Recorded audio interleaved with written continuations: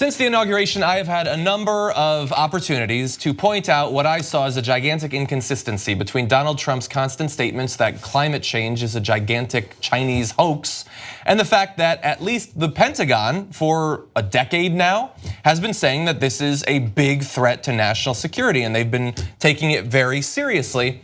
Well, that is done. It is not inconsistent anymore because the Pentagon has totally erased all mention of climate change from their strategy documents. One was just put out, a summary document released Friday morning, makes no mention of climate, warming, planet. That didn't even get there by accident in a different context. Earth isn't there, sea levels or temperature. So no mention of any of those things. And this is sort of a follow-up to something I reported on a month ago. That was when the White House dropped climate change from the list of threats in its national security strategy. It was said at that time by a deputy Defense Secretary that document really reflects the high priorities of the department, which is what I'm worried about. And yeah, I mean, we've had an acknowledgement even from people like George W. Bush, who certainly did not take climate change seriously. Back during his time, they added a reference to climate change to the National Defense Strategy report, saying changes with existing and future resource, environmental, and climate pressures may generate new security challenges. These risks will require managing the divergent needs of massively increasing energy demand to maintain economic development and the need to tackle climate change. So we have devolved from George W. when it comes to climate change. That is a scary place for us to be in. Well, yeah, and well-noted liberal George W. Bush was the first to include it in the National Defense Strategy. You know why? Because his generals came to him and said, we need to include this. This is really important. So there's a number of issues as to why they wanted to include it. One is, well, the floods and the droughts create different migration patterns, which creates instability, which not only creates war from time to time. Arguably, the Syrian war was affected by that, but also might create terrorism. So now Trump has said, I don't care if it creates terrorism. I don't care if the generals say that it creates terrorism. I don't care that Bush's generals and all the other generals and everybody else had said all along for all these years that we should be worried about that. I don't care. The fossil fuel companies are my donors. So I don't care if it affects the Pentagon and it threatens our troops. By the way, the Navy says we're on the sea levels are rising. It's a little bit relevant to us, right? Nope, you're not even allowed to use the word temperature. Nope. Okay, well, how about Afghanistan has high temperatures? We're sending our troops. Afghanistan is on the planet. No planet. No planet, okay?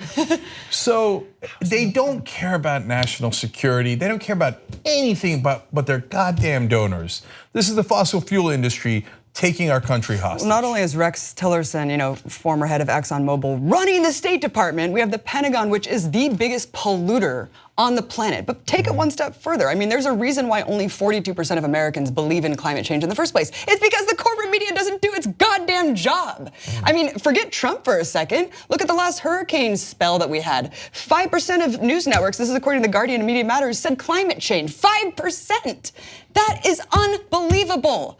I mean, I wonder which one it was. It's unbelievable, yeah, right? Probably PBS. Probably. And then in 2016, the coverage before that, so over the last year, had already dropped 70% from 2015 in terms of covering climate change. And just look at this year, record-breaking fires, hurricanes, I mean, cataclysmic fronts on multiple levels here, and we have a climate denying administration from the top down. It's sick, but we need to change the media first, because there's a reason why we keep electing these people.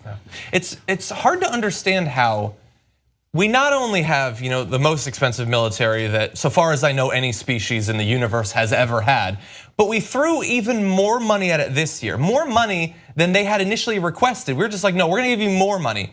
And even with all of that extra funding, you can't do some preparation for climate change? Like, what are you spending the money on? I mean, I have a good idea, some of it in Yemen, for instance, but I don't understand with all that money how they can't just accidentally do something positive when it comes to climate change. And like, we are setting ourselves up, like the shields are down in the Trump administration. The true threats, there will be nothing to protect you. Now, a bunch of BS threats, I'll say. We're gonna do tons. If you want a big wall that won't accomplish anything, we'll spend billions on that, sure. But anything that actually threatens you or your family, we will do nothing about.